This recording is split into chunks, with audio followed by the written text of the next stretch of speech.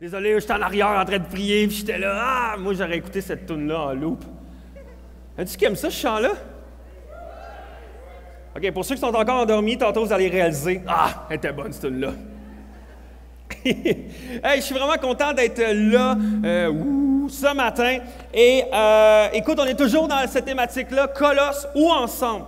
On prend vraiment l'épître de Colossiens où que Paul écrit une lettre à l'Église de Colosse, vraiment dans la Bible, et on veut étudier ce passage-là. Qu'est-ce que Paul a écrit à cette lettre-là et qu'est-ce que ça veut dire pour cette Église-là, mais pour nous encore aujourd'hui. Parce que nous, à Actes 21, on croit vraiment que Dieu nous a laissé ce livre-là parce que c'est encore pertinent aujourd'hui. C'est pas seulement un livre où on peut lire ça comme un livre de fantaisie ou un livre d'histoire ou un livre vraiment comme qu'on peut lire dans des écoles, mais de dire non, ce livre-là est puissant. Ce livre-là est encore efficace aujourd'hui et il parle encore à nos cœurs encore aujourd'hui. C'est pourquoi on veut lire dans le fond l'épître de Colossiens ensemble, la lettre que Paul écrit et dire, OK, Seigneur, parle-nous. Qu'est-ce que tu veux dire à Actes 21? Qu'est-ce que tu veux dire à ton Église de Sherbrooke durant les prochaines semaines? Et j'aimerais ça qu'on puisse lire ensemble ce passage-là. Moi, aujourd'hui, je vais étudier avec vous, dans le fond, le chapitre 2 du verset 16 à 23. Et si vous avez une Bible, je vous encourage à l'ouvrir avec moi et vraiment à tourner. Et sinon, inquiétez-vous pas, on a une Bible géante en arrière de moi, donc vous allez pouvoir suivre également avec moi.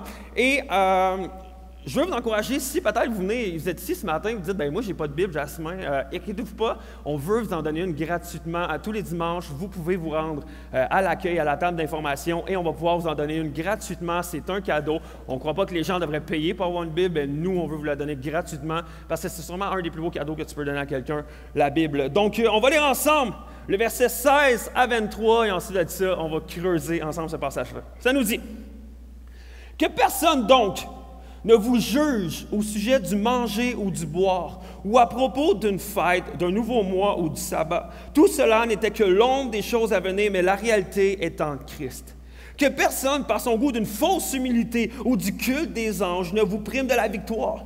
Plongé dans ses visions, un tel homme est sans raison enflé d'orgueil sous l'effet de ses pensées toutes humaines. Et il ne s'attache pas à celui qui est la tête. C'est pourtant d'elle que tout le corps, bien nourri et solidement assemblé par ses articulations et ses liens, tire sa croissance que Dieu donne. Si vous êtes morts avec Christ aux principes élémentaires qui régissent le monde, pourquoi? Comme si vous viviez dans le monde, vous soumettez-vous à toutes ces règles. Ne prends pas, ne goûte pas, ne touche pas. Elles ne concernent que les choses destinées à disparaître dès qu'on en fait usage. Il s'agit là bien de commandements et d'enseignements humains. Ils ont une vérité, une apparence de sagesse, car ils indiquent un culte volontaire de l'humilité et le mépris du corps, mais ils sont sans aucune valeur et ne servent qu'à la satisfaction personnelle. Wow! Alors ça, c'est le passage qu'on va lire ensemble ce matin. Et peut-être que si tu es là, tu te dis, j'ai pas trop compris que c'était lu. C'est correct, on va le regarder ensemble. Donc, vraiment, juste vous dire, si vous prenez des notes, le titre de mon message ce matin, c'est « Jésus plus rien égale tout ». Jésus plus rien égale tout. C'était la prochaine slide, mais ça, c'est juste quand tu veux. Donc, super! Pas de stress. J'ai pas de manette comme Philippe, moi, là. Je suis pas comme un professeur d'université. Mais bref, j'aimerais ça qu'on prie ensemble, et ensuite de ça, on va pouvoir enchaîner dans ce passage-là. Hey, merci, Père éternel, pour ce merveilleux matin qu'on peut passer ensemble. Je te prie que vraiment ce passage-là qu'on a lu dans Colossiens puisse éclairer des choses dans nos cœurs, éclairer des choses dans nos vies, vraiment mettre la lumière sur notre vie chrétienne, sur comment on vit notre foi, et que vraiment on puisse redécouvrir encore une fois, encore, la grâce, la merveilleuse bonne nouvelle de Jésus-Christ. Et Père éternel, je te prie vraiment de mettre ton esprit sur moi, que mes mots puissent être clairs, puissent être précis, et que vraiment ce matin, on puisse sortir de ce lieu en ayant reçu une parole dans nos cœurs et qu'on puisse sortir de façon transformée. Donc, merci Père éternel de ce que tu vas faire ce matin, et c'est dans ton nom que j'ai prié. Amen! Yes! All right. Y a-t-il des gens ici qui, dans leur jeunesse, ou même encore dernièrement, ont joué avec des enfants, ou peut-être vous, dans le passé, vous avez déjà joué au jeu qui s'appelle Jean-Di? À main levée. Qui a déjà joué à Jean-Di? Pour vrai, Jandy est un jeu incroyable pour réussir à contrôler des enfants et leur faire ce que tu veux. Ça, pour vrai, c'est incroyable. Et même lorsque tu mets les enfants en groupe et tu leur dis « OK, on va jouer à Jandy », tu es capable de voir tout de suite c'est qui le jeune homme ou la jeune fille qui a un instinct dictateur un peu. C'est celle qui dit ouais, « Moi, je vais dire à tout le monde quoi faire. Hein? » Pour vrai, ça, il y a du monde, tu es capable de voir ça, qui veulent tout contrôler, qui veulent contrôler tout le monde. Et pour vrai, peut-être que tu te dis « Ah, ça, c'était moi quand j'étais jeune. » C'est moi qui voulais dire « Jandy ». Ou peut-être tu te dis « Ah non, ça c'est mes enfants. Là, je reconnais ma fille. Là, je reconnais mon gars. Lui, là, il veut contrôler le monde. Il veut leur dire quoi faire, tout ça. » Ou peut-être tu te dis « Ah ben ça c'est ma femme. » OK, non. Non, mais pour vrai, moi j'aimais ça jouer à Jandy quand j'étais jeune, mais moi je changeais les paroles, je disais « Jasmin dit ». Comme ça, c'était plus efficace, c'était plus fun. Mais en fait, Jandy, c'est fou qu'est-ce que tu peux faire avec le Jandy. Et l'autre jour, ça me fait vraiment rire parce que l'autre jour, j'étais dans un magasin, je me magasinais des petites chaussures. J'aime ça magasiner, pour ceux qui ne savent pas. Mais j'étais au magasin et je me magasinais des chaussures. Et là, pendant que je regardais quelques échantillons, j'entends au loin une crise. Mais j'entends une crise au loin d'un enfant. Qui là, c'est la crise. Non, maman, je veux pas. Puis là, je te dis, ouais, qu'est-ce qui se passe? Puis là, plus ça va, plus qu'il y a comme une deuxième crise qui part. Puis là, c'est celle de la mère. Hey, là, je t'ai dit de ramasser tes affaires. Puis là, ça a commencé. Puis là, je suis dans le magasin, un peu malaisé, tu sais. Mais j'étais comme, bon, ça n'en mêlera pas. Tout comme bon Québécois, tu fais semblant que tu ne les entends pas, que tu ne les vois pas. Tu dis, je m'en mêle pas. Et, mais je trouvais ça perspicace parce que mais, qui sont bons pour faire ça comme moi? Tu fais semblant que de rien n'était, mais t'écoutes. Puis tu fais comme, moi, j'entends rien, je vois rien, mais là, tout d'un coup, t'es juste là, puis tu tends l'oreille juste un peu plus vers leur direction, t'es là, OK, ouais. Puis là, tu fais semblant de regarder, mais pour être, tu ne regardes rien, là, mais t'es juste, OK, ouais, qu'est-ce qui se passe? Et moi, j'étais en mode comme ça, un peu comme détective. Et j'écoute la situation, puis là, la crise, puis là, c'est comme la petite fille, non, je veux garder mes souliers. Puis là, elle dit, non, il faut les payer, il faut qu'on les mette dans la boîte. Puis là, la mère reprend sa fille, puis là, c'est la crise, puis là, les deux s'ostinent. Et là, jusqu'à temps que, ramasse tes souliers. Non! Ramasse tes souliers. Non! Pourquoi? Puis là, la mère a crié, pourquoi je ramasse pas tes souliers? Et entend la petite fille dit, t'as pas dit Jandy? Puis là, j'étais là, pour vrai, je suis parti à rire dans le magasin, j'étais là, wow, ça c'est parfait comme moment. Et j'imagine la mère qui était juste là. Voyons donc. Et j'ai trouvé ça incroyable et ça me fait vraiment rire tout ce jeu-là, Jandy, qu'est-ce qu'il peut faire. Mais dans le passage qu'on a lu, Paul nous parle de certaines personnes qui arrivent à Colosse, qui arrivent dans l'église à Colosse, et c'est des Jandy. C'est des personnes qui arrivent et font dire, OK, Jandy, il faut faire telle affaire pour que Dieu nous aime. Jandy, il faut faire telle affaire de plus que Jésus pour recevoir une bénédiction de la part de Dieu. Et Paul, à ce moment-là, veut parler à l'église de Colosse et leur dire, hey guys, on n'a rien à faire on n'a rien à rajouter à la bonne nouvelle de Jésus, à la grâce de Jésus pour être accepté, pour être aimé, pour être béni par Dieu. On n'a rien à faire, tout est en Jésus. Et il y a des gens qui arrivent. Il faut faire telle affaire. Jandy, il faut que tu sois plus saint. Jandy, il faut que tu lises plus ta Bible. Jandy, il faut que tu pries plus, puis etc. Et Paul vient contrer, à partir de ce message-là, à partir de ce verset-là qu'on a lu et qu'on va décortiquer ce matin, il est en train de barrer ces gens-là. Les gens qui arrivent et qui disent des affaires, ils disent non, eux autres, ils n'ont pas d'affaires ici. Eux autres, qu'est-ce qu'ils disent? Ça n'a pas rapport. Et on va commencer à regarder un peu ce passage-là ensemble. Et on va commencer au verset 16 et 17. Ça dit que personne ne vous juge au sujet du manger ou du boire, ou à propos d'une fête, d'un nouveau mois ou du sabbat. Tout cela n'était que l'ombre des choses à venir, mais la réalité est en Christ.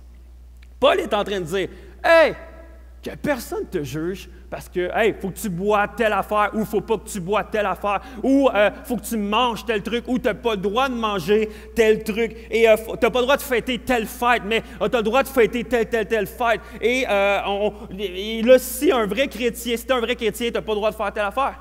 Et encore aujourd'hui, on peut entendre des choses comme ça.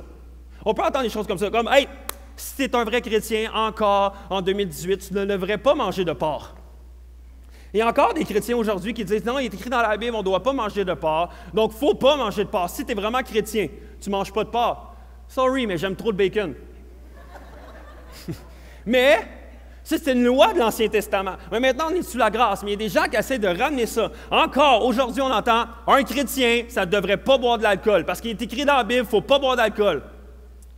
OK, y a-tu vraiment écrit ça, premièrement? Mais deuxièmement, il y a des gens qui essaient de dire non, si tu es un vrai chrétien, et si tu es un chrétien et tu ne bois pas, là, tu es plus spirituel que les autres. Mais Paul fait comme non, que personne ne te juge si tu bois de l'alcool ou si tu n'en bois pas. Et il y a des gens qui essaient de mettre des règles comme ça. Il y en a d'autres qui disent hey, si tu es chrétien, tu ne devrais pas t'affilier à la fête de l'Halloween. Hey, voir que l'Église Actes 21 s'affilie à une fête ténébreuse et s'affilie à Satan quand ils vont dans la rue faire les halles de lumière. Pour vrai? Pour vrai. Donc, il est en train de me dire que d'être une lumière et de briller dans les fêtes ténébreuses, c'est de s'affilier à Satan. Mais non, mais il y a des gens qui essaient de faire des choses et disent non, si tu es chrétien, tu n'as pas le droit de fêter l'Halloween. Hey, c'est sûr que je n'envoie pas mes enfants à l'école parce que les gens se déguisent. Si tu te déguises à la maison, c'est correct, mais à l'école, c'est pas correct. Et là, comme, OK, mais il y a des gens qui essaient de mettre des règles comme ça ou que dans la Bible, des fois même, c'est pas tant clair. Mais eux autres, la Bible dit ça. Vraiment, vraiment. Et il y a d'autres chrétiens qui vont dire, pour vrai, les chrétiens ne devraient pas fêter Noël. Parce que ça, c'est une fête païenne et c'est la fête de Jésus. Donc, on devrait faire un gâteau à Jésus puis célébrer sa fête puis that's it. Donc, on ne donne pas de cadeaux, on ne fait rien, on n'a pas le droit d'encourager cette fête-là.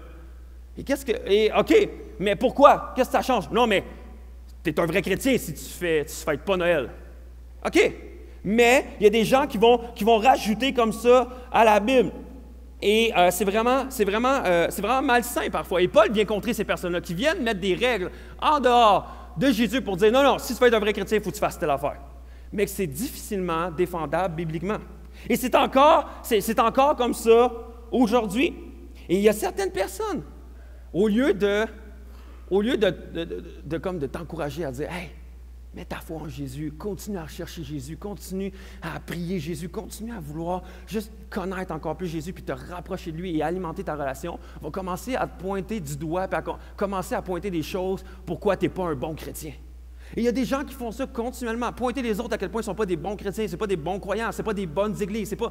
Mais pourquoi tu juges les autres comme ça au lieu de t'encourager vers la foi, vers la rencontre de Jésus? Et beaucoup de chrétiens ont tendance à pointer les autres du doigt. Ah, lui fait ça, lui fait ça, lui fait ça. Mais les gens parfois ont tendance à revenir sous l'Ancienne Alliance. Et l'Ancienne Alliance, c'est quoi? C'est lorsque les gens étaient dans l'Ancien Testament. Donc, maintenant, nous sommes dans la Nouvelle Alliance. La Nouvelle Alliance, c'est maintenant, suite au sacrifice de Jésus, maintenant, on est sous la grâce. Avant, les gens étaient sous la loi. Donc, ils devaient respecter plein de commandements, plein de lois, afin que d'être saints et être acceptés par Dieu. Mais maintenant, pour être accepté par Dieu, il suffit seulement de croire en Jésus et de poursuivre Jésus. Et à ce moment-là, nous sommes acceptés, aimés et bénis par Dieu. Mais il y a des gens qui ont tendance à rester sous la loi et de vouloir ramener ça à aujourd'hui. Et Paul dit au verset 17, tout cela, toutes les lois, les règlements, fais ci, fais pas ça. Il est en train de dire tout cela n'était que l'ombre des choses à venir. Mais la réalité est en Christ. Alors certains vont se demander, ouais, mais pourquoi dans l'Ancien Testament, il y avait plein de lois? Pourquoi dans l'Ancien Testament, lorsque tu lis les premiers livres de la Bible, tu vois plein de règles, tu vois plein de lois, puis tout ça? À ce moment-là, je ne sais pas si pour vous, à l'école, lorsque tu arrives en maternelle ou en première année, honnêtement, tu débutes dans la vie. Donc, tu apprends à écrire, tu apprends à compter, puis tout ça. Et au début, tu disais à un enfant, OK, 3 plus 3 égale... Puis l'enfant était là, je ne sais pas.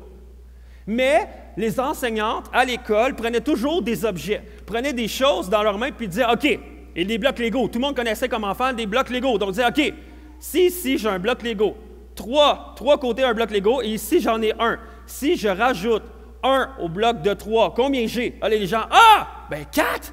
Et à ce moment-là, on était capable de comprendre parce que c'était visuel et c'était matériel, c'était naturel, on le voyait comme ça. Et les règles et les lois dans l'Ancien Testament, c'était pour nous démontrer naturellement quelque chose de spirituel. C'était là pour nous démontrer, de dire, OK, guys, vous pensez plaire à Dieu. Vous pensez être capable de plaire à Dieu par qui vous êtes, à cause que vous êtes des bonnes personnes, à quel point vous êtes grands, à quel point vous êtes merveilleux. OK, si vous voulez être accepté par Dieu, commencez à respecter toutes ces règles-là. Et là, Dieu mettait des règles, mettait des commandements, mettait des lois. Et les gens devaient se combattre jour après jour à essayer de suivre ces règles-là. Mais le but de Dieu en arrière de ça, c'est de leur démontrer que, jamais tu vas être capable de réussir à accomplir toutes ces règles-là. Et jamais tu vas être capable de respecter toutes les lois. Et à ce moment-là, il est en train de dire, OK, mais je vais envoyer quelqu'un, un homme sur terre.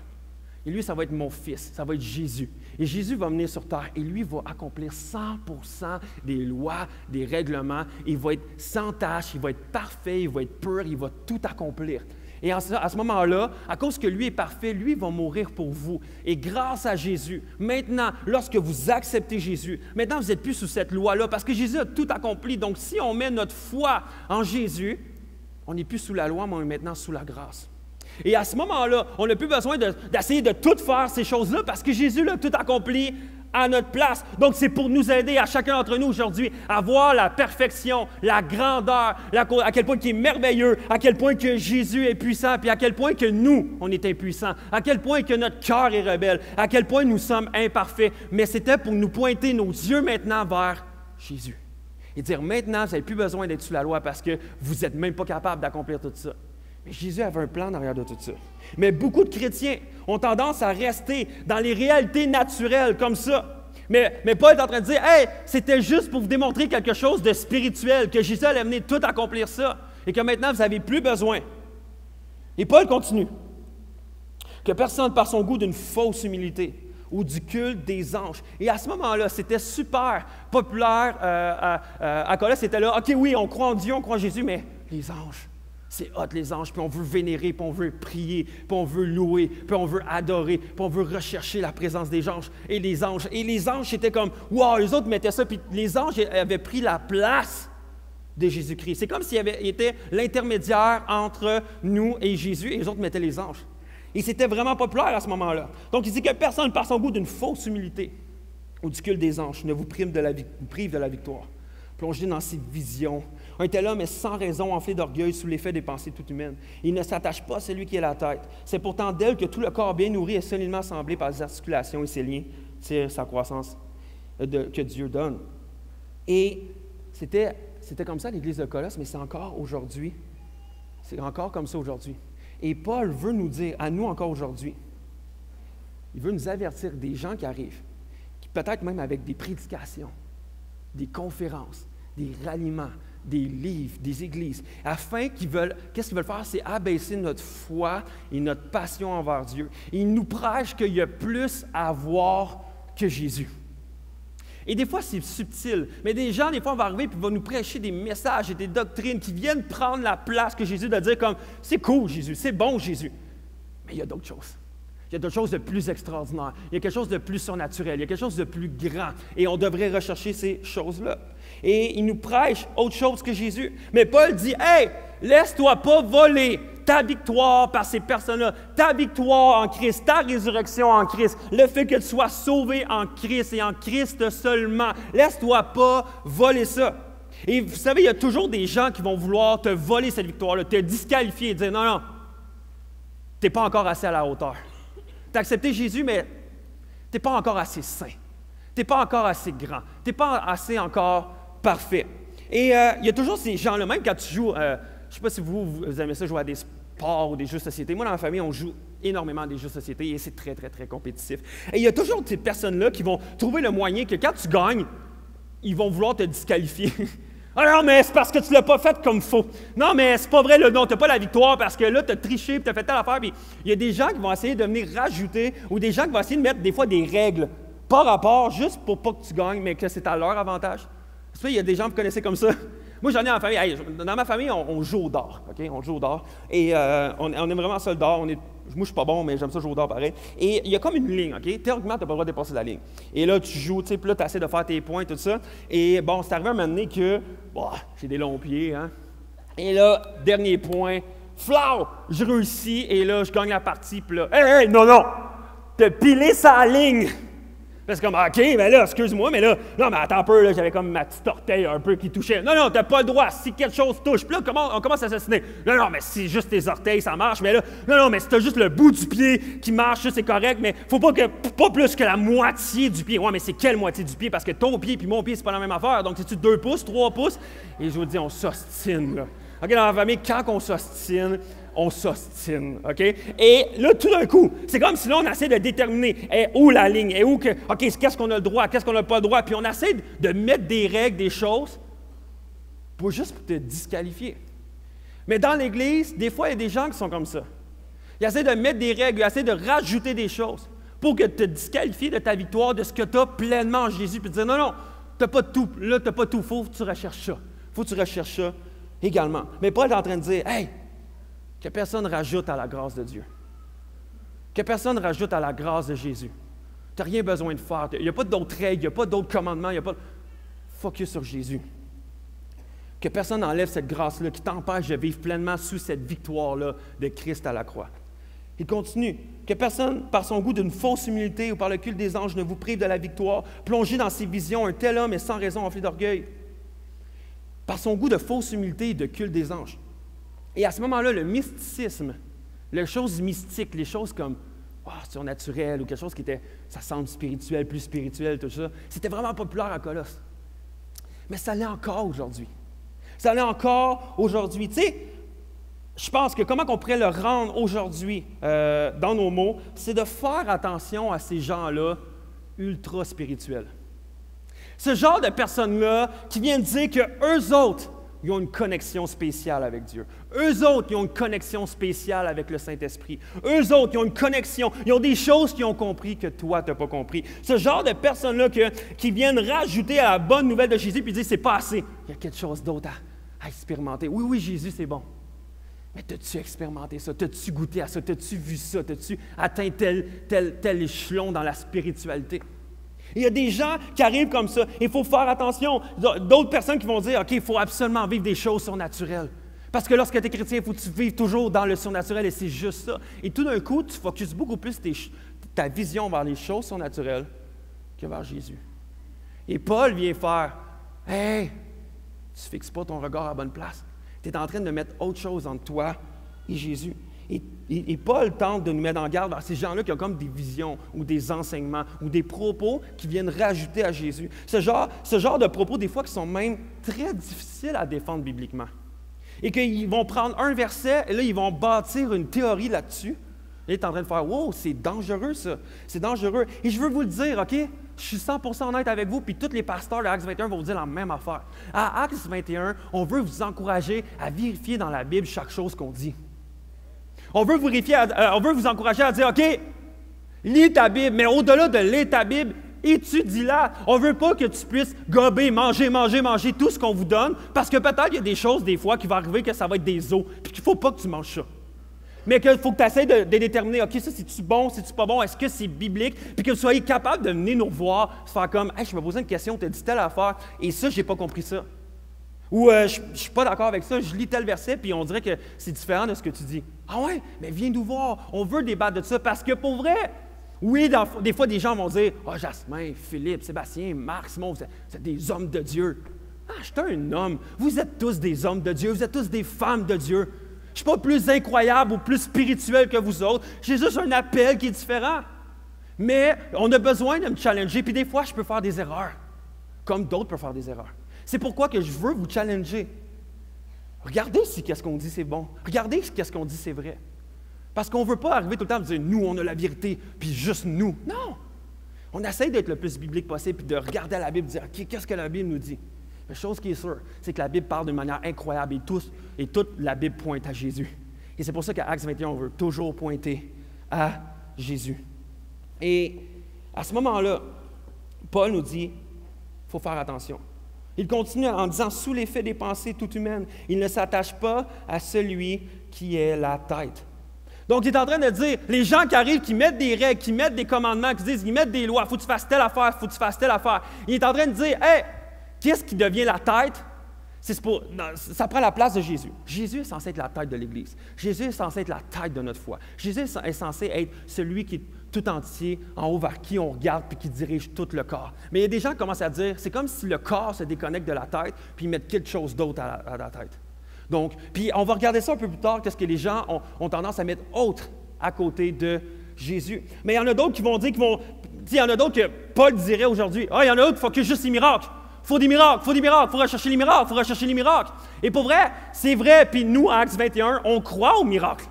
On croit que Dieu fait des miracles encore aujourd'hui. Mais est-ce qu'on doit focusser nos yeux vers le miracle ou vers Jésus, vers celui qui fait les miracles?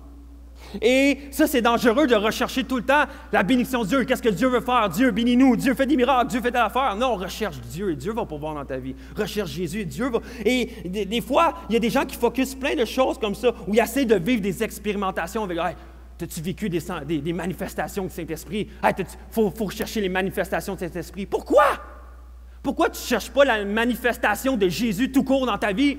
Pourquoi tu recherches à rechercher d'autres choses? Hey, moi, il faut que j'expérimente ça, puis il faut que je chante la plénitude, puis il faut que je sois complètement rempli, puis là, il faut que j'aille des frissons, puis là, il faut qu'il se passe... Sérieux? Pourquoi? Ça, c'est en train de prendre la place de Jésus. C'est comme Jésus se passait, là. Là, il faut que tu expérimentes d'autres choses. Mais c'est dangereux, ça, parce que ça prend la place de Jésus. Et Paul fait comme, fais attention, parce que ça paraît bon, mais ça vient de notre corps humain, ça vient de nos désirs humains qui est charnel. Mais il faut retourner à la tête. Paul nous dirait également, « Hey guys, faites attention à ceux qui prêchent un évangile de prospérité. » Ceux qui disent, « Hey, ce qui est important, là, oui, Jésus, c'est bon, mais ce que Dieu veut, c'est qu'on soit prospère, puis qu'on soit tous en santé, puis qu'on soit tous riches, puis qu'on manque de rien. » Mais pourtant, ils se basent sur un verset seulement pour dire ça. Et Jésus et Paul n'ont pas prêché là-dessus. Et je vais en parler un peu plus tard tantôt. Mais il y a des gens qui vont focuser juste sur ce que Dieu peut nous donner, la main de Dieu, la main de Dieu, la main de Dieu. Pourquoi tu ne recherches pas Jésus, qui est la tête de l'Église? Parce que tout est en Jésus. Et Paul nous mettrait en garde contre ça. Et Paul dit au verset 19, c'est pourtant elle que tout le corps, bien nourri et solidement assemblé par ses articulations et ses liens, tire sa croissance que Dieu donne. Paul est en train de dire, la bonne croissance provient de la tête qui est Jésus. Et si on veut bien grandir en tant qu'Église, en tant que chrétien, en tant que chrétienne, il faut être connecté à la tête qui est Jésus. Et faire attention à ne pas mettre quelque chose d'autre entre le corps et la tête. Et dire, il faut faire attention à ça. Et pour vrai, l'autre jour, j'écoutais un pasteur qui parlait et qui disait, tout ce qui est en santé grandit. Mais ce n'est pas tout ce qui grandit qui est en santé. Et je trouvais ça intelligent. Je trouvais ça bon. Puis c'est vrai qu'au travers des années, on a vu des églises, on a vu des ministères, on a vu des prédicateurs commencer à avoir un ministère qui était grand, commencer à voyager dans le monde entier, commencer à faire plein de choses. Et tout d'un coup, leur ministère, on dirait qu'il avait l'air fleurissant, mais que leur message était un peu comme weird avec ce que la Bible nous enseigne. Ils prenaient la Bible à leurs avantages et des gens commençaient à... Puis c'était vraiment populaire dans les années 80-90. Et peut-être que si vous êtes des chrétiens depuis ces années-là, vous avez vu ces genres de personnes qu'on appelait les téléévangélistes, qu'on voyait à la télé. Puis là, ils étaient là. Hey, ces personnes-là étaient extraordinaires. Puis là, les gens, même les chrétiens, vénéraient quasiment ces personnes-là. Ils adoraient quasiment ces personnes. Ils étaient là. Hey, ça, c'est des hommes de Dieu. Ça, là, c'est des pasteurs incroyables. Puis les mondes se déplaçaient en foule puis payaient des fortunes pour rencontrer ces pasteurs ou juste l'entendre prêcher. Et c'était incroyable. Et tout d'un coup, quelques années plus tard, tu entends parler que ces pasteurs-là, ces personnes-là étaient pris et se promenaient dans la prostitution ou prenaient l'argent et faisaient plein de fausses choses avec l'argent. Ils détournaient l'argent, ils l'investissaient, ils volaient de l'argent aux gens. Puis là, tu es comme « wow ». Pourtant, ça en grandissait. Mais ce n'était pas nécessairement selon le cœur de Dieu. Qu'est-ce qui se passe? Et la réalité, c'est que la grâce de Dieu est tellement bonne que Dieu, quand même, peut, par sa grâce, utiliser ces personnes-là pour toucher des gens, pour sauver des gens, pour faire des miracles, pour bénir des gens. Mais la réalité, c'est que le cœur était complètement à côté. Et il y avait autre chose qui avait pris la tête qui était Jésus. Il y a autre chose qui avait pris cette tête-là, qui avait dit, non, Jésus, c'est bon, maintenant, ça va devenir moi. Maintenant, ça va devenir mon ministère. Ça va devenir mes désirs, ça va devenir ma prospérité. Et c'est très dangereux. Donc, si on tente le plus possible de focusser notre corps, notre tête entière seulement vers Jésus, on va vivre cette vraie croissance-là que Jésus nous donne. Et pour vrai, Actes 21, on veut grandir. On parle tout le temps qu'on veut grandir. Moi, mon cœur, c'est que le balcon soit rempli. Mon cœur, c'est que le balcon soit rempli, pas parce que pour dire qu'on a une grosse église à Sherbrooke, pour que Sherbrooke soit sauvé. Mais mon but, c'est pas de compromettre notre évangile, puis commencer à prêcher comme des bons messages que tout le monde trouve beaux, super impressionnants, mais que ça ne nous challenge pas, puis ça ne nous amène pas plus passionnés par Jésus ou vers Jésus. Ça ne me tente pas. On veut prêcher le vrai évangile, puis dire, guys, recherchez Jésus. Et oui, on veut focuser, oui, on croit, en fait, on veut voir des miracles, et on croit aux miracles, et on croit que Dieu touche puis sauve, mais on croit que le plus gros miracle et le plus grand miracle, c'est lorsque quelqu'un donne sa vie à Jésus. Et on veut focuser là-dessus à Actes 21. C'est des gens qui sont d'accord avec moi? Yes!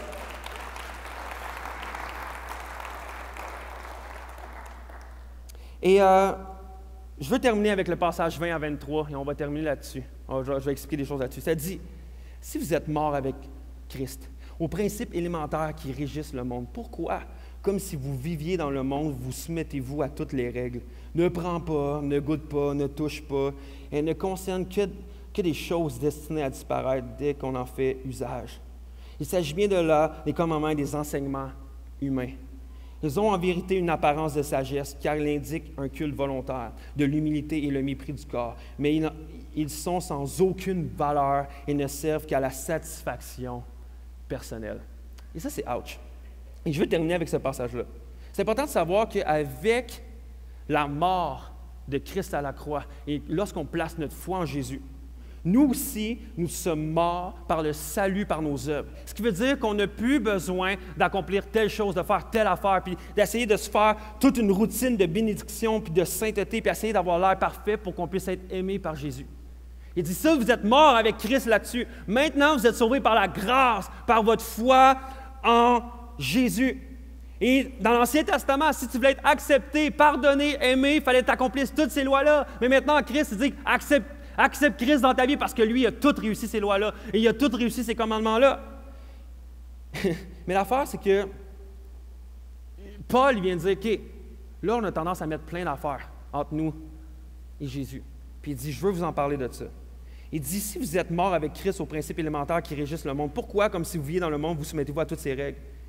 Et je veux démontrer ce matin, en quelques points, les choses qu'on a tendance à faire qui prennent la place de la tête. Qu'on a tendance à rajouter à la grâce de Jésus qui paraissent bien, mais que ce n'est pas le cœur de Dieu.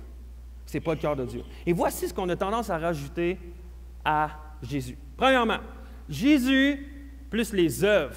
Il faut qu'on fasse des choses, et ça donne le légalisme. Et donc, Dieu me bénit à cause de mon obéissance. Tu dois absolument, tu sais, puis il y a des moments, là, puis ça, c'était plus populaire il y a quelques années. Là, on recule de 10, 20, 30, 40 ans, et même dans les années comme antérieures. OK? Vraiment, c'est vraiment populaire comme, OK, il faut que tu ailles absolument ton temps avec Jésus, puis là, il faut que tu ailles 30 minutes avec Jésus par jour, puis là, c'est important. Fait que là, qu'est-ce que tu fais? C'est que tu pries, puis là, OK, ouais, puis là, à 28, t'es comme, il reste 2 minutes, puis là. Là, tu pries, ah, Seigneur, merci, puis t'es bon, puis t'es hot, puis je t'aime, puis OK, 29, OK, ouais, c'est bon, ah, Jésus, je t'aime, tout ça. Hey, 30, c'est fait. Et c'est comme, pour vrai, honnêtement, est-ce que vous croyez que Jésus est là? 28 minutes, pas fort. 30 minutes, yes, mon boy, pourrais tu m'impressionnes? OK, honnêtement, là, je vais te bénir, là, je vais t'aimer. Non, mais on a tendance à se mettre ces règles-là, puis on a déjà fait ça. Mettre des règles, comme ça, on sent plus proche de Jésus, puis là, on commence à se dire des affaires. Et même encore, ça se trame dans nos églises. Des fois tu entends ça. Hey, pour vrai, je vis des difficultés dernièrement, je vis des combats, tout ça. Je pense parce que j'ai négligé ma relation avec Dieu les derniers temps. Fait que là, je vis des combats, tout ça, puis... Pour vrai, je sais que si je me rapproche de Dieu, Dieu va me délivrer, Dieu va me bénir. Ça, c'est du légalisme. Donc, tu penses, à cause que tu n'as pas fait certaines choses, Dieu t'enlève une bénédiction. Mais quand tu vas commencer à le faire, par exemple, Dieu va t'écouter, Dieu va te parler, Dieu va te bénir, Dieu va t'aimer. Et pour vrai, c'était comme ça avant. Puis même, on l'a vu, tu sais, puis j'en parlais pas. Mais si tu arrives, à un moment que là, tu as des difficultés ou qu'il arrive certaines actions dans ta vie, puis là, tu entends les gens, c'est parce que Dieu me punit. Non. C'est pas comme ça que Jésus fonctionne. C'est pas comme ça que Dieu fonctionne. Ça, c'est du légalisme. Donc, de penser qu'à cause que tu obéis, puis à cause que tu fais, parce que tu as un culte personnel à chaque matin, puis à cause que tu t'es pris au moins 30 minutes par jour, puis à cause que tu lis au moins vraiment comme 18 versets par jour, puis à cause que vraiment tu vas à l'église, puis que tu sers, parce qu'un chrétien, ça sert, puis si tu ne sers pas, tu n'es pas sauvé. Puis là, ça, c'est du légalisme.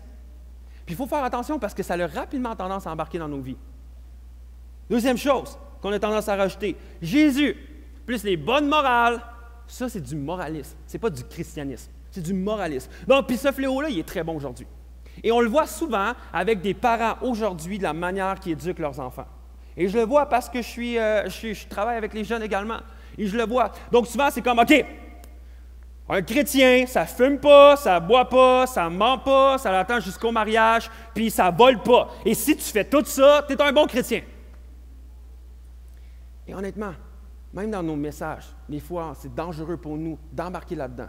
De faire comme, hey, guys, on fait juste ça, puis si on sert la communauté, puis si on aime, puis genre, si on fait telle affaire, là, on va être des bons chrétiens. Mais c'est dangereux, parce que c'est pas ça, ça, c'est des bonnes morales. C'est juste du moralisme, et on pense que si on fait ça, et vraiment, honnêtement, je connais des gens qui fument pas, qui boivent pas, qui attendent quasiment avant le mariage, ou presque, puis qui mentent pas, puis qui volent pas, mais qui vont aller en enfer. Pourquoi? Parce qu'ils n'ont pas Jésus. Avoir des bonnes morales et avoir un bon comportement extérieur, ça ne te sauve pas. Qu'est-ce qui sauve? C'est Jésus, ta foi en Jésus. Et nos comportements extérieurs devraient seulement être le résultat de ce qui se passe à l'intérieur. Mais trop souvent, on a tendance à shiner. On a tendance à shiner vraiment notre extérieur, faire comme « Ouais, j'ai l'air d'un bon chrétien. J'ai l'air d'un bon chrétien. » Et pourquoi des fois on est estomaqué de voir des gens dans nos églises qui pendant longtemps servent, ont l'air bons, ont l'air de bons chrétiens, ont l'air vraiment de bonnes personnes et tout d'un coup, on ne les voit plus. Puis là, il y en a, ils ne sont pas sauvés. Non, mais peut-être pas, mais la réalité, c'est que peut-être qu'ils étaient seulement en train d'être dans le moralisme. OK, il faut que je fasse telle affaire, puis là, il faut que je sois une bonne personne, il ne faut pas que je vole, il ne faut pas que je bois, il ne faut pas que je mange telle affaire, il ne faut pas que je fasse telle affaire, puis là, je vais être un chrétien. Non! Être un chrétien, c'est de croire en Jésus, puis de suivre Jésus, puis de rechercher Jésus d'une manière passionnée.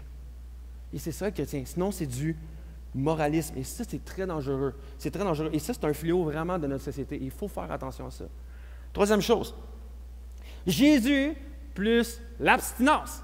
Ça, c'est pas du christianisme, c'est de l'ascétisme. Ah, Dieu va me bénir parce que je m'abstiens de quelque chose. Vraiment? Dieu va m'aimer plus. Ah non, un chrétien, ça va pas au cinéma. Tu dois t'abstenir d'écouter des films du monde. Et ça, c'est pas chrétien parce que c'est péché. Et là, il faut que tu t'abstiennes de ça. Mais l'autre vont dire, hey, les chrétiens, là, il faut que ça l'écoute juste de la louange. Hein? Hey, t'écoutes pas la radio, t'écoutes pas la musique séculière. Non, ça, c'est péché, même. Puis ça va enlever ton âme, puis ça va briser ton esprit, puis ta communion avec Jésus. Donc, c'est très important de s'abstenir et puis d'écouter seulement la musique de Dieu. Et la musique de Dieu, ça, c'est un style en particulier, hein, parce que tu n'as pas plusieurs styles de musique de Dieu. Non, c'est calme, presque pas de drum. Et ça, c'est la musique du Seigneur. Tu sais, quelque chose qui n'est pas trop fort. Ça, là, c'est correct. Ça, c'est la musique du Seigneur. Mais si les autres, tu t'abstiens. Parce que tu es chrétien, tu écoutes juste ça. OK. Seulement, il y en a d'autres qui vont dire, OK, il y en a qui vont focuser sur le jeûne. Le jeûne. Il faut que tu jeûnes. Il faut que absolument tu jeûnes 14 fois par année. Puis là, il faut que tu fasses tellement de choses. Hey! On jeûne, puis l'équipe pastorale, on jeûne aussi, puis c'est correct le jeûne. Mais le problème, c'est quand tu penses que par le jeûne, Dieu va être impressionné. Dieu va être comme, wow, t'as pas mangé. Je vais te bénir. Et notre problème, puis je vous le dis, notre problème, parce qu'on pense qu'on s'abstient de nourriture, et on pense qu'à cause, des fois, on veut que Dieu nous bénisse, on veut que Dieu nous touche, on veut que Dieu nous parle, on veut que Dieu fasse un miracle. Et là, le danger, c'est de commencer à dire, OK, je veux tellement que Dieu me bénisse, je veux tellement que Dieu fasse quelque chose, je vais jeûner. Et qu'est-ce que tu es en train de faire? C'est que tu es en train de marchander avec Dieu. Mais Dieu ne marchande pas. Dieu ne marchande pas ses miracles. Dieu ne marchande pas ses bénédictions. Dieu ne marchande pas son écoute. Dieu ne marchande pas son amour. Et qu'est-ce que tu es en train de faire? OK, Seigneur, je veux le miracle. Je veux qu'il se passe quelque chose dans ma vie. Je veux cette bénédiction-là. Je veux que tu m'écoutes. Je veux que tu m'entendes. Fait que je vais jeûner. Puis là, au bout de 10 jours, Dieu là, ah ouais, ça abstenu pendant 10 jours. Good job. OK, là, je vais te répondre. Sérieux? C'est dangereux faire ça. Mais on a tellement tendance, et même moi, des fois, je veux une réponse de Dieu où je recherche sa volonté, puis je suis comme, OK, Dieu, OK, je veux que tu répondes à ma prière, là, fait que je vais jeûner. C'est dangereux. On devrait seulement jeûner pour dire, Seigneur, je veux juste me rendre disponible à toi. Et je veux juste être plus près de toi et me concentrer beaucoup plus sur toi. Pas que tu répondes à tous mes désirs charnels, mais juste être plus près en communion avec toi. Mais des fois, on a tendance à dire que si je m'abstiens de telle affaire, là, Dieu va m'écouter. Dieu va me trouver spirituel. Non, c'est dangereux de faire ça. Le jeûne, c'est bon. Mais lorsque ça prend la place de dire, OK, maintenant, la grâce de Jésus n'est pas assez bonne, il faut que je marchande avec Dieu. Donc, si je commence à relire ma Bible, si je commence à faire telle affaire, là, Dieu va m'écouter. C'est dangereux de faire ça. C'est de l'ascétisme. Autre tendance qu'on a tendance à faire. Jésus plus les connaissances. Et ça, c'est de l'intellectualisme. Le fait d'avoir des connaissances spirituelles, des connaissances théologiques, ne te rend pas plus spirituel. Le fait de dire, hey, moi, je connais ma Bible par cœur. Nice. OK, hey, moi, je suis capable de lire le grec puis l'hébreu, fait que je suis capable de savoir réellement ce qui est écrit dans la Bible. Wow, c'est cool! Mais pour vrai, on a tendance des fois, puis il y a des gens qui font des études théologiques. Moi, je fais des études théologiques, mais est-ce que ça me rend plus spirituel?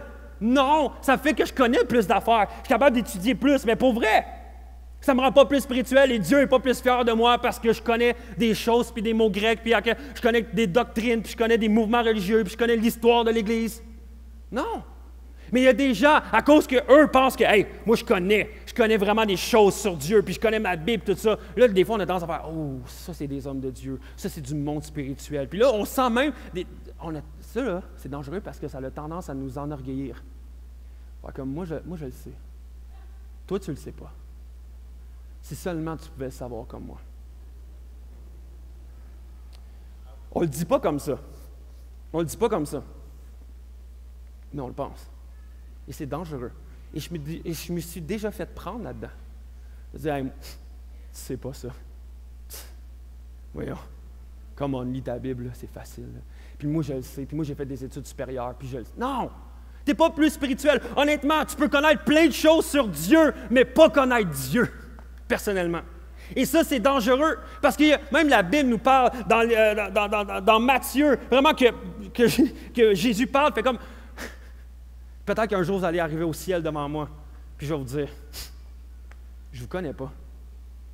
Oui, mais Seigneur, pour vrai, j'ai prêché ta bonne nouvelle, j'ai étudié ta Bible, j'ai même prié pour des gens, puis j'ai vu des miracles, j'ai vu des guérisons. Puis on va faire, ouais, mais je ne te connais pas. Tu connais plein d'affaires sur moi, mais tu ne me connais pas personnellement. Honnêtement, moi, j'aime le hockey. J'ai un pool de hockey. Je le check 14 fois par jour. Je regarde trop, OK? Même ma femme me le dit tout le temps. Mais, je connais plein d'affaires sur les joueurs de hockey. J'arrête pas de suivre Sidney Crosby s'il fait des buts. Mais est-ce que je connais Sidney Crosby? Non. Je peux connaître plein d'affaires, je peux savoir où il habite, je peux faire... Non, mais je ne le connais pas. Et la réalité avec nos connaissances intellectuelles, souvent, c'est que ça prend la place de notre communion personnelle avec Jésus. Et ça, c'est dangereux. Ça, c'est dangereux. Et moi, ma crainte, c'est qu'il y a tellement des gens qui sont focusés sur... Puis je ne suis pas en train de dire que d'étudier la Bible et la théologie, c'est malsain. Non, je t'encourage à le faire. Puis j'encourage tous les jeunes, moi, à aller à l'école biblique. On devrait tous faire ça. Mais de dire, lorsque ça prend ta place de ta communion personnelle, j'ai peur. Ils ne s'entendent pas qu'un jour, tu arrives devant Jésus et fais comme, t'es qui? Ouais, mais j'ai étudié. Pour vrai, j'ai étudié à l'université en théologie. Puis des fois, je pogne des professeurs qui disent, ouais, pour vrai, aujourd'hui, on va étudier la Bible ensemble. Moi, j'ai un doctorat, peu importe, là, dans l'Évangile de Luc, OK? Puis juste vous dire, moi, je ne crois pas en Dieu. Mais il y a des gens qui enseignent la parole de Dieu, mais qui ne croient pas en Dieu. Je trouve ça tellement triste. Autre chose qu'on a tendance à rajouter à Jésus. Jésus plus le sentimentalisme, ça, c'est du mysticisme. Et c'est la mode vraiment, présentement, et on voit plein de séminaires là, qui se promènent partout au Québec, là, ça s'en vient.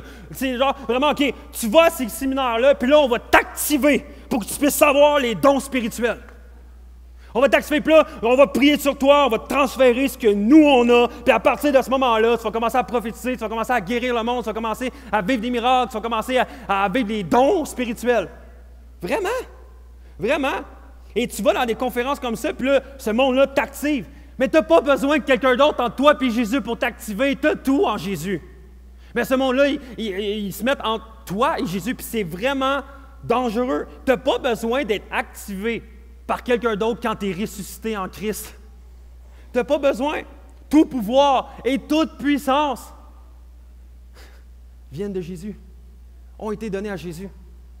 Et ça nous dit dans la Bible, dans 1 Corinthiens, que c'est l'Esprit qui dispose, c'est l'Esprit qui donne les dons spirituels comme lui il veut, pas comme chose patente t'es donne. Parce que lui, il t'active. Non. Tu n'as pas besoin d'être activé. Tu n'as pas besoin d'un intermédiaire entre toi et Jésus. D'autres vont focuser, comme je disais tantôt, sur des expériences avec le Saint-Esprit. Puis ils vont parler de ça, l'expérience, ou rechercher les manifestations, ou des conférences qui sont seulement axées sur le Saint-Esprit. Ça, c'est du mysticisme. Il faut faire attention à ça, parce que tout d'un coup, toutes les expériences, tout le Saint-Esprit, toutes ces doctrines-là prennent la place de la bonté et de la merveilleuse bonne nouvelle de Jésus. Et on croit que c'est cool, la bonne nouvelle de Jésus, mais il faut qu'on expérimente ça. Et tout d'un coup, on est en train de se déconnecter de Jésus et aller mettre une autre tête. Et ça, c'est dangereux. Ça, c'est dangereux. Et j'aimerais te dire, rapproche-toi de Jésus d'une manière intentionnelle. Recherche d'une manière intense à te rapprocher avec Jésus, de vraiment cette communion-là avec Jésus. Et je te garantis que tu n'auras pas besoin de te rechercher plus Saint-Esprit ou plus des manifestations ou plus des dons. Ça va arriver de soi. Ça va arriver de soi. Et lorsqu'on regarde dans le livre des Actes, lorsque Paul y parle et il dit « Hey, j'ai pas voulu rien d'autre que de vous annoncer la bonne nouvelle de Jésus, et Jésus seulement. » Pourtant, Paul vivait des miracles, il vivait des choses surnaturelles, mais son focus était sur quoi? Jésus. Jésus seulement. Mais nous, on veut, ah non, le surnaturel, c'est le fun, on veut le surnaturel. OK, recherche Jésus. Je te garantis que tu vas le vivre. Si tu vis pleinement pour Jésus, je te garantis que ça va bouger autour de toi. Il va se passer des choses. Si tu recherches vraiment à annoncer la bonne nouvelle et à proclamer cette merveilleuse bonne nouvelle-là. Autre chose qu'on a tendance à rajouter à Jésus. Jésus plus des actions sociales, ça c'est de l'activisme. Et ça aussi c'est dangereux. Donc tu dois t'impliquer partout, tu dois être dans tous les organismes sociaux. Ici vraiment, là, tu te fais violence, puis tu te dis, OK, il ne faut pas que je pense à moi, mais il faut que je me donne tout entier, puis là tu veux t'impliquer partout, puis tu veux faire plein de changements, puis tout ça. À ce moment-là, tu penses que Dieu va te bénir parce que tu es une bonne personne, puis que tu aides tout le monde autour de toi. Et là, parce que là, je me suis sacrifié, puis maintenant j'ai lâché ma job, j'ai tout fait pour aller aider. Mais si ça, c'est pas là, parce que tu es attaché à Jésus, puis c'est pas Jésus qui te dit « Hey, moi Jésus, je veux te servir, puis juste le faire pour toi, et si tu me le mets à cœur, je veux le faire. » Mais tu ne gagneras pas la faveur de Dieu parce que tu t'impliques partout. Tu vas gagner la faveur de Dieu si tu es vraiment centré sur Jésus. C'est pas vrai que Dieu va te bénir si tu t'impliques partout, puis si tu aides partout. Merci d'aider, c'est super bon en passant. Mais c'est dangereux quand ça prend la place de la grâce de Dieu. Jésus, plus de foi, égale. Ça, c'est du fidéisme. Ça, c'est dangereux aussi. Dieu va me bénir si j'ai une grande foi. Dieu va me bénir parce que là, on va commencer. Puis là, même si c'est dans notre milieu d'église également, où que là, il faut avoir des paroles de foi, il faut proclamer des choses avec foi, il faut dire des choses avec foi. Puis là, quand que je vais dire quelque chose, ça va arriver. Donc moi, j'ai rencontré des gens qui me disaient, je suis allé chez mon médecin il a dit, tu as le cancer. Mauvaise nouvelle. Et l'autre personne, moi j'ai dit, non, je n'ai pas de cancer, je proclame que je n'ai pas de cancer. OK. Mais des fois, on pense qu'à cause qu'on proclame des choses, c'est comme des paroles de foi. Et là, si tu le dis, ça va arriver. C'est un peu bizarre parce que c'est des pensées un peu mondaines du monde qui est arrivé et qui a rentré dans nos églises. Et puis là, on va dire, ouais, mais je suis un enfant de Dieu, fait que là, je peux proclamer ce que je veux, j'ai toute autorité. Mais c'est dangereux parce qu'on l'a souvent prêché, puis on va le prêcher, on va le parler même dans vraiment le séminaire de l'Évangile langue seconde avec Simon. Mais on est présentement dans un moment où on est dans un maintenant et pas encore. Ce qui veut dire, c'est que oui, maintenant, on est délivré grâce à Jésus de la puissance du Saint-Esprit, mais on n'est pas encore enlevé de la présence. Saint-Esprit, je voulais parler du péché, excuse-moi. On recommence. Je suis tellement allé dans une hérésie, OK? Mais on est délivré de la puissance du péché, mais on n'est pas délivré de la présence du péché. Le péché est encore là dans nos vies. Et on est encore là, on est dans un maintenant, pas encore. Ce qui veut dire, oui, on est délivré, mais on va vivre cette pleine délivrance-là, mais qu'on soit avec Jésus au ciel. Et la réalité, c'est que oui, il y a encore des maladies, oui, il y a encore des choses qui arrivent, mais ce n'est pas parce que tu fais juste proclamer des choses que ça va arriver. Au lieu de proclamer, pourquoi tu ne fais pas juste... Puis là, je ne suis pas en train de dire que des fois, de dire, OK, non, je veux proclamer la guérison, puis je veux prier à la guérison. Oui, mais prie-le à Dieu. Puis il y a des gens qui remplacent la prière par juste des paroles de proclamation. Et oui, je comprends toute la doctrine en arrière de dire, oui, mais on a toute l'autorité en Jésus, puis ils nous ont donné ça. Oui, mais ça, on a pleinement, 100%, toute l'autorité de Jésus, puis de Dieu, ça nous fait Dieu. Puis ça ne marche pas. Je n'ai pas toute l'autorité pleinement de Dieu, parce que sinon, je proclamerais bien des affaires. Comme tosse-toi devant moi, je veux passer, tu comprends? Ah, j'ai toute l'autorité. Ça ne marche pas de même, là. Hey, j'ai l'autorité que mon café ce matin, tu me le donnes gratis. Je suis le fils du roi. OK, ça ne marche pas, mais proclamer de toute façon des guérisons, puis proclamer que je n'ai pas le cancer, proclamer, ça marche. Non, arrête de proclamer juste tout le temps, « Ouais, mais ça, c'est une parole de foi, puis j'ai la foi, puis tout ça. » Oui, c'est correct, aie la foi, mais recherche la foi pleinement en Jésus, puis prie avec foi ton Père céleste, parce que lui a toute autorité. Lui a toute autorité. Des fois, je proclame des choses, puis ça n'arrive pas, mais quand Dieu proclame, watch out, parce que là, il se passe quelque chose. Donc, il faut faire attention à ça. Une autre chose, Jésus, plus des superstitions, ça, c'est du paganisme. Il est en train de dire, c'est quoi ça? Quand quelqu'un t'envoie sur Facebook une photo, partage cette licorne-là avec ce verset-là et Dieu va te bénir. Sérieux. Là, j'ai le goût d'avoir l'autorité, faire comme toi, là. Non, mais pour vrai, penses-tu vraiment que Jésus est au ciel avec ses anges, puis il te voit partager une licorne avec un verset, puis là, te partager à 18 personnes pour qu'eux autres soient bénis? Il fait hey, wow, je t'ai impressionné de partager une licorne. Non, c'est des superstitions. Penses-tu vraiment que Dieu va te bénir parce que tu as partagé une image avec un verset dessus?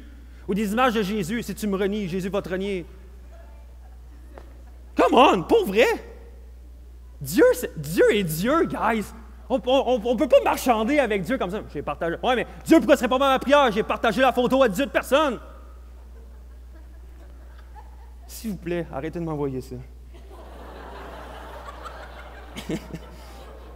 Jésus, plus le matériel. Ça, c'est du matérialisme. Des gens qui donnent à l'Église dans l'espoir de recevoir une bénédiction.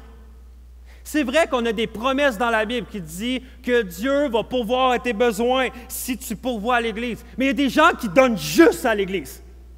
Parce qu'il fait comme, je donne, là, mais pourvois dans ma vie. Là. Non, Dieu veut que tu donnes de bon cœur, que tu comprennes à la beauté de Christ, de dire, Christ a tellement donné tout pour moi, que moi, juste par réponse d'amour, et parce que je l'aime tellement, parce que Jésus a initié quelque chose envers moi, il s'est donné pour moi, moi, je veux seulement répondre. Et j'entends rien en retour. Je veux juste donner. Mais il y a des gens qui donnent parce qu'ils veulent recevoir une bénédiction. Et il y a des gens même, on va voir ça, des prédicateurs, des ministères qui vont dire « Hey, donne! » Puis Dieu va te donner au centuple. Je ne sais pas si vous avez déjà entendu ça, guys.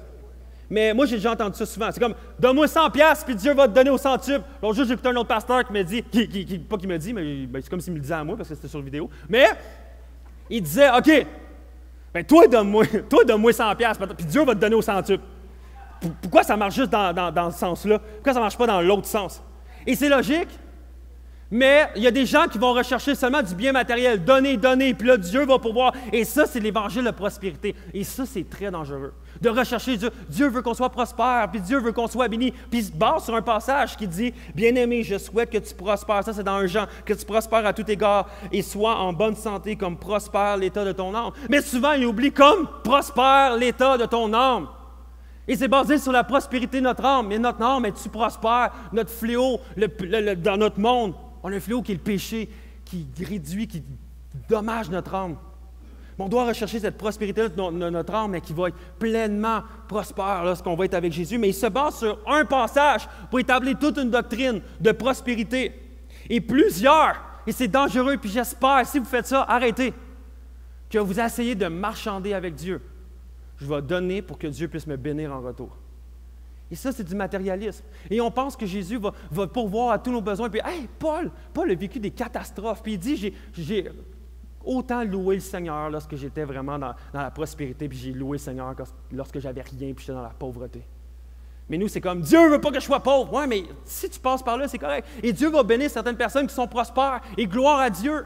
Gloire à Dieu. Mais que cette prospérité-là, c'est un don que Dieu vous donne. Et il y a des gens ici dans l'Église que Dieu vous donne puis que vous prospérez avec l'argent. C'est le fun parce que Dieu veut vous utiliser au travers de ça. Mais nous, le danger, c'est comme tout le monde va être prospère, puis tout le monde est appelé à être riche, puis tout le monde est appelé à avoir une grosse maison, puis un gros char, puis tout. C'est dangereux de faire ça. Pourtant, Jésus nous dit dans Matthieu 6, ne vous amassez pas des trésors sur la terre, où la teigne et la rouille détruisent, où les voleurs percent et dérobent, mais amassez-vous des trésors dans le ciel, où la teigne et la rouille ne détruisent point, et où les voleurs ne percent ni dérobent, car là où est ton trésor, là aussi sera ton cœur. On doit rechercher ce qui est en haut, ce qui est céleste, pas juste la bénédiction sur terre, sur nous, puis comme, bénis-moi, je vais être riche, je vais être prospère, puis je vais te donner à l'Église pour que tu me donnes en retour au Seigneur. Non, c'est malsain. Il faut enlever ces mindings-là dans nos têtes. Parce que c'est complètement erroné. C'est un mauvais évangile et faites attention. Donnez, donnez. Donne au ministère que tu as à cœur. Donne à l'Église ce que tu as à cœur. Donne vraiment ce que Dieu te met à cœur, puis vraiment, qu'est-ce que tu veux voir grandir. Et il y a des gens ici à Acts 21, vous donnez généreusement parce que vous croyez au ministère de Acts 21, parce que vous voulez voir grandir. Et merci. Mais sachez que nous, à Acts 21, on ne veut pas faire comme « Hey, donne, puis Dieu va te bénir ». Non! Parce que tu ne donnes pas à l'Église, tu donnes à Dieu. Et quand je donne mon argent, je le donne à Dieu, je ne le donne pas à l'Église, puis je ne le donne pas, je fais juste « Seigneur, je t'aime ». Puis je suis reconnaissant que la job que j'ai, que l'argent que j'ai, que l'épicerie que j'ai, que tout ce que j'ai, c'est grâce à toi.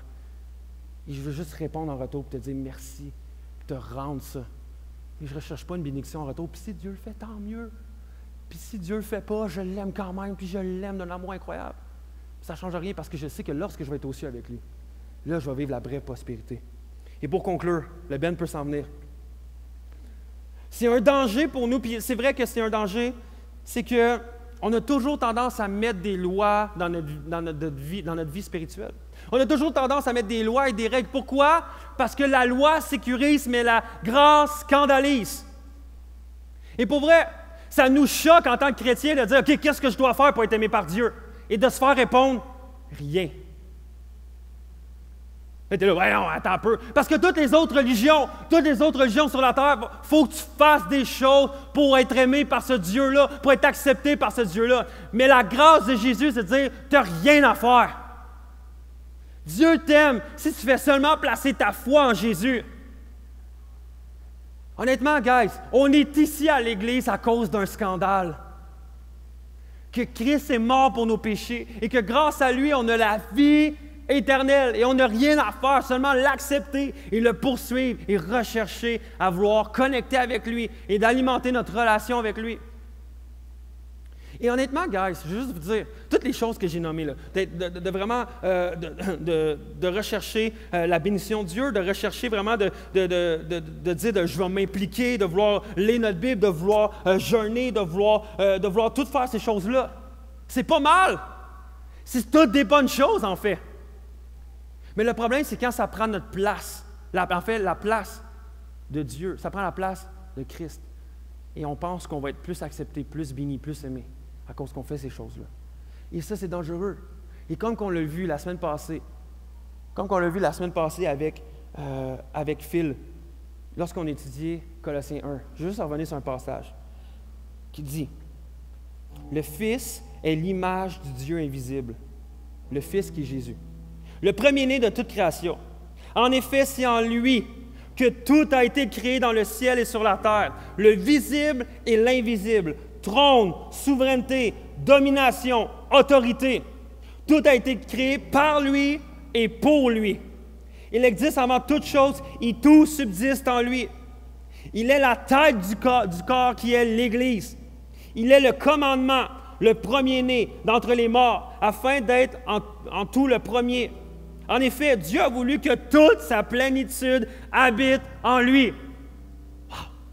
Toute sa plénitude habite en lui. Il a voulu par Christ tout réconcilier avec lui-même, aussi bien ce qui est sur la terre que ce qui est au ciel, en faisant la paix à travers lui par son sang versé sur la croix. Wow. Et moi, ce que j'aime dans ce passage-là, c'est surtout, il a voulu que toute sa plénitude habite en lui. Toute la plénitude de Dieu est en Jésus. Donc, si tu veux goûter à la plénitude de Dieu et tout ce qu'il y a pour toi, son amour, sa grâce, sa paix, ses miracles, sa bénédiction, sa faveur, regarde à Jésus. Regarde à Jésus parce que toute la plénitude habite en lui. Tu veux vivre des expériences, tu veux être rempli de Saint-Esprit, regarde à Christ. C'est dangereux de mettre autre chose et de faire des choses, de se flageller, c'est complètement dangereux, mais tout est en Christ et c'est le but de mon message ce matin. Et j'arrête avec ça, mais juste vous dire, faites attention à ce que vous mettez entre vous et Jésus. Et moi, je veux juste vous encourager ce matin. En fait, je veux m'encourager à moi aussi parce que c'est des tendances que j'ai, c'est humain, parce que c'est rassurant pour nous de savoir qu'est-ce qu'on doit faire. Notre société est bâtie là-dessus. Fais telle affaire, tu vas avoir un job. Fais telle affaire, tu vas avoir une augmentation. Fais telle affaire, puis tu vas trouver une femme. Fais telle affaire, puis tu vas te marier. Fais telle affaire. Puis là, fais telle affaire, puis tu vas avoir des enfants. C'est si simple. Tu te fais comme, tu vraiment dit ça? Eh oui. Comme si dans l'Église, on ne faisait pas ça, OK? Voyons. Mais la réalité, c'est qu'on se fait dire plein de choses. Fais telle affaire, il va y avoir ça. Et quand on arrive à Jésus, on fait, OK, qu'est-ce que je dois faire pour être aimé? Rien. Jésus plus rien égale tout. Tu as tout en Jésus. Tu as tout en Jésus. Et j'aimerais ça que ce matin, la seule chose qu'on puisse faire, c'est se concentrer sur Christ. Et que vraiment, durant les semaines à venir, les mois à venir, les années à venir, que oui, vous lisez votre Bible, que oui, vous priez, pas pour être accepté par Dieu, seulement pour connecter avec Jésus. Seulement pour aimer Jésus puis dire, je veux plus te connaître. Et les choses vont découler. Mais est-ce que ce matin, on peut connecter avec Jésus et chanter la grâce de Dieu? Est-ce qu'on peut se lever tout le monde ensemble?